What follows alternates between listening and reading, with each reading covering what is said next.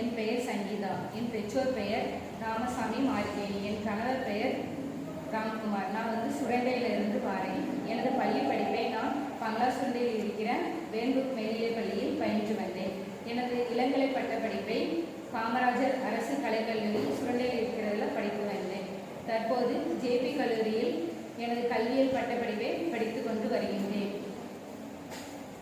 கல்வி என்பது ஒருவருடைய மிகப்பெரிய ஒரு ஆயுதமாக நான் நினைக்கிறேன். ஒரு மனிதருக்கு கல்வி என்பது மிக முக்கியமான ஒன்றாக நான் கருதுகிறேன்.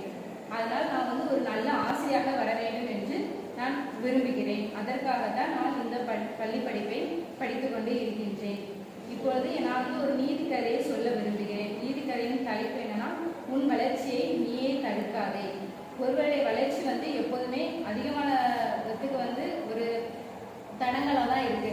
ஒரு சில பேருக்கு நம்மளால இதை பண்ண முடியாது அப்படிங்கிற வளர்ச்சி என்னால் இதை பண்ண முடியாது அப்படின்னு அவங்க மனசுல நினைச்சுக்கிட்டே இருக்கிறதுனால அவங்களுக்கு வளர்ச்சி எப்போதும் தடைப்பட்டு கொண்டே இருக்கும். அதனால நம்ம ஒரு எடுத்துக்காட்டா ஒரு கதையை நம்ம பார்க்க போறோம். படித்ததையும் கேட்டதையும் வச்சு ஆராய்ந்து பார்க்காமல் நம்புவது. அதுக்காக நம்ம எடுத்துக்காட்டா ஒரு கதையை பார்க்க போறோம். வியாபாரியின் மாம்பழங்கள். ஒரு வியாபாரி ஒரு ஊர்ல வியாபாரம் பண்ணிக்கிட்டு இருக்காரு. அவர் வாழ்க்கையில என்னெல்லாம் நடந்துச்சுங்கிறத நம்ம இந்த கதையில பார்க்கணும். ஒரு வியாபாரி தன்னுடைய வியாபாரம் பண்ணிக்கிட்டு இருக்கும் போது அவனோட மாம்பழ வியாபாரி தான் அவன் பண்ணிக்கிட்டு இருக்கான். அதனால அவனுக்கு நல்ல லாபம் எல்லாம் வருது. அந்த லாபத்தினால அவனுக்கு நிறைய செல்வங்கள் எல்லாம் சேருது. அந்த செல்வங்கள் எல்லாம் தன்னுடைய வீட்டுல வச்சு அவன் வச்சிருக்கான். அப்போ ஒரு நாள் அந்த ஊர்ல திருடர்கள் அதிகமா வராங்க. அந்த நாள்ல அவன் என்ன நினைக்கிறான், நம்மளுடைய செல்வங்கள் எல்லாம் அந்த திருடர்கள் எடுத்துட்டு போயிடுவாங்க. அதனால நம்ம இது எல்லாத்தையும் சேஃபா வச்சிருக்கணும் அப்படிங்கிறதுக்காண்டி அவன் நிறைய யோசிக்கான். அப்போ என்ன பண்ணலாம்னு அதை யோசிக்கும் போது தன்னுடைய வீட்டுல இருந்த மாங்கொட்டைக்குள்ள தன்னுடைய தங்கம் நம்மளுக்கு எதெல்லாம் இருக்கோ அதை பகுதியா பிரிச்சு அந்த மாங்கொட்டைக்குள்ள அவன் அடைச்சு வைக்கான். அப்படி அடைச்சு வச்சுட்டோம்னா திருடர் வந்தாலுமே அது மாங்கொட்டை தான் அப்படின்னு சொல்லிட்டு அவன் நினைச்சிட்டு போயிடுவான். அதனால நம்மளுடைய தங்கமும் சேஃபா இருக்கும், பாதுகாப்பா இருக்கும் அப்படின்னு சொல்லி அவன் நம்பினான். அதனால அந்த மாங்கொட்டைகளை எல்லாத்தையும் நடுவில் எல்லாத்தையும் வச்சு அந்த மாங்கொட்டைகளை ஒரு பிஞ்சு போன ஒரு கூடைக்குள்ள வச்சிருந்தான். அந்த காலத்துலலாம் ஒரு பரண், இந்த பழைய பொருட்கள்லாம் வைக்கிறதுக்கு பரன் சொல்லி ஒன்று இருக்கும். அந்த பரன் மேல இவன் அந்த கூடையில வச்சு அந்த பரன் மேல தூக்கி போட்டுருந்தான். இப்படி இந்த நாட்கள் கடந்து போயிடுச்சு. ஒரு 2 வருடங்கள் ஆயிடுச்சு. இப்படியே முடிஞ்சிருச்சு. 2 வருடம் கழித்து அவனுக்கு ஒரு நோயில அவதிப்பட்டு வாரான். அந்த நோயினால அவன் சாகுற நிலைமைக்கு வந்துட்டான். மரணம் கூட இதெல்லாம் ஏற்படலாம் அப்படின்னு சொல்லி வந்துச்சு. அந்த டைத்துல தான் அவனுக்கு மரணப்படுக்கையில இருக்கும்போது, ஐயோ நம்ம கூடைக்குள்ள இப்படி வச்சோமே, மாங்கொட்டைக்குள்ள தங்கம் இருக்கு, தன்னுடைய பிள்ளைங்களுக்கு அதை சொல்லணும், எல்லாம் தன்னுடைய பிள்ளைங்கள் அதை வேண்டாம் அப்படின்னு சொல்லி தூக்கி போட்டுருவாங்க, அது நடக்கக்கூடாது அப்படிங்கிறதுக்காண்டி அவன் என்ன நினைச்சான்னா, தன்னுடைய பிள்ளைங்களை வர வச்சு நான் பரன் மேல ஒரு கூடையில மாங்கொட்டைகள் இருக்கு, அது ஆளுக்கு சரிபாதையாக பிரிச்சுக்கோங்க அப்படின்னு சொல்லி அந்த பெரியவர் சொல்லுதாரு. ஆனா அவங்க எல்லாருமே ஏதோ தங்கம் வயிறுன்னு சொல்லியிருந்தா கூட அவங்கெல்லாம் அடிச்சு பிடிச்சி அந்த இதை எடுக்க போயிருப்பாங்க. ஆனா அவன் முதியவர் அப்படி சொல்லலை. ஒரு கூடையில மாங்கொட்டை இருக்குன்னு சொன்னாங்கன்னா அவங்க அதை பெருசாவும் எடுக்கிறதுனால அவனும் அதை சொல்லிட்டு இருக்கும் போதே அந்த முதியவர் இறந்துட்டாரு. இதை முழுசா அவன் சொல்லவும் இல்லை. அதனால அவங்க என்ன நினைச்சாங்கன்னா, சரி அப்பா ஏதோ சொல்லிட்டு இறந்துட்டாங்க அப்படின்னு சொல்லிட்டு அதை அப்படியே விட்டுட்டாங்க. அதுக்கப்புறம் அந்த அப்பா இறந்ததுனால அவங்களோட இறுதி சடங்குகள் எல்லாத்தையுமே முடிச்சு கடமைகளை செஞ்சதுக்கு அப்புறம் ஒரு பையனுக்கு தோணுது, தான் அப்பா இப்படி ஒரு வார்த்தை சொன்னாங்க, மாங்கொட்டைகள் இருக்கு, அந்த மாங்கொட்டைகளை என்னது இருக்கு நம்ம பார்க்கணும்னு சொல்லி அந்த பரன் மேல ஏறி அந்த கூடைகளை இருக்கிறத பார்க்காங்க. வெறும் மாங்கொட்டை தானே வச்சிருக்காங்க, இதுக்காண்டி எதுக்கு அப்பா இப்படி எல்லாம் சொன்னாங்க, நம்மளும் நானும் பெருசா ஏதோ புதையில் அந்த மாதிரி ஏதாவது இருக்கு, இடமோ இல்லை வைரமோ அந்த மாதிரி ஏதாவது வச்சிருப்பாங்கன்னு நான் நினைச்சேன். ஆனா எதுவுமே இல்லை அப்படின்னு சொல்லி அந்த பையன்கள், அவரோட முதியவரோட பையன்கள்ல ஒரு பையன் சொல்லுவாங்க.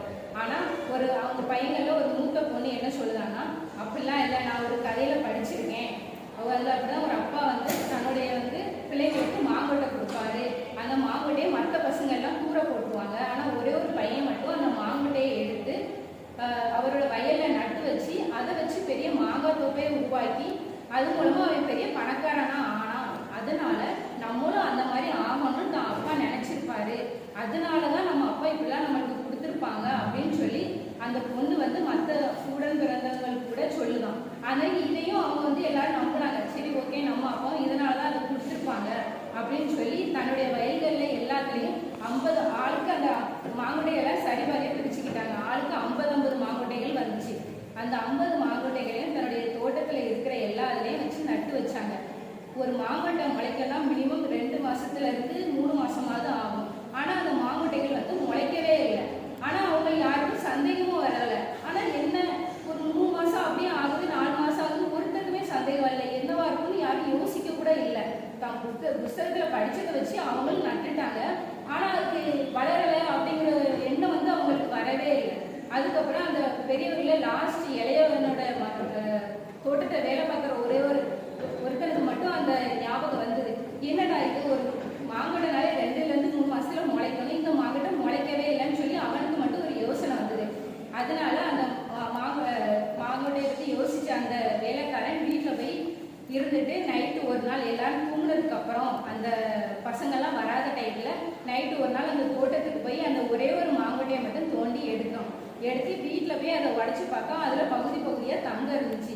அதை பார்த்தா அவன் ரொம்பவே வியப்பாயிட்டான். இதில் அப்போ தங்கம் இருக்கு, அப்போ முழுமை இருக்கக்கூடிய அந்த மீதி இருக்க 49 கொட்டையிலையும் தங்கம் தான் இருக்கும்.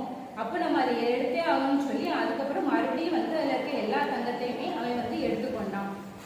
அது மட்டும் இல்லாமல் அவன் மிச்சம் இருக்கிற அந்த முதியோரோட பிள்ளைகள் எல்லாருடைய தோட்டத்துக்கும் போய் அந்த எல்லாருடைய 50 கொட்டையில் இருக்கிற தங்கத்தை எல்லாத்தையுமே எடுத்துக்கொண்டு அவன் இந்த ஊரை விட்டையே எஸ்கேப் ஆகிட்டான்.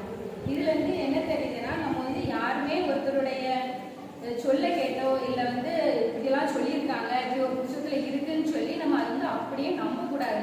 இப்போ வரைக்குமே அந்த பிள்ளைங்க வந்து அதை யோசிக்கவே இல்லை. அதில் என்ன இருக்கும் ஃபர்ஸ்ட் அதை நம்ம பார்த்துட்டு எதுக்காக அந்த அப்பா வச்சிருப்பாங்க, அதை யோசிச்சு ஒரு நிமிஷம் யோசிச்சிருந்தாங்கன்னா அந்த இது அவங்களுக்கு தான் கிடைச்சிருக்கும். ஆனால் அவங்க வந்து அந்த இடத்துல யோசிக்கவே இல்லை. அதனால இப்போ உள்ள இதில் வந்து பழமொழிகளாக இருந்தாலும் சரி, யாராவது படிச்சதா இருந்தாலும் அது உடனே அதை நம்பக்கூடாது. அதில் என்ன இருக்கு, அதில் என்ன சொல்ல வாராங்க அப்படின்னு சொல்லி ஒருத்தர் ஆராய்ந்து பார்த்துனதுக்கு அப்புறம் தான் அதை செயல்படுத்தணும். அப்படி செயல்படுத்த முடியலைன்னா ஒருவரோட வளர்ச்சி வந்து எப்போதுமே தடைப்பட்டு கொண்டுகிட்டே தான் இருக்கும். எப்போதுமே தடைப்படுறதுனால நம்ம வந்து காலத்துக்கு ஏற்ப வந்து பழமொழிகளும் மாறுமே தவிர அதே மாதிரி காலங்களும் மாறிக்கொண்டே இருக்கிறது. காலத்துக்கு ஏற்ப பழமொழிகளும் அதுக்கு ஏத்தாப்புல மாறிக்கொண்டே இருக்கும் அப்படிங்கிறத நம்ம இந்த கதையில வந்து நான் சொல்லியிருக்கேன்.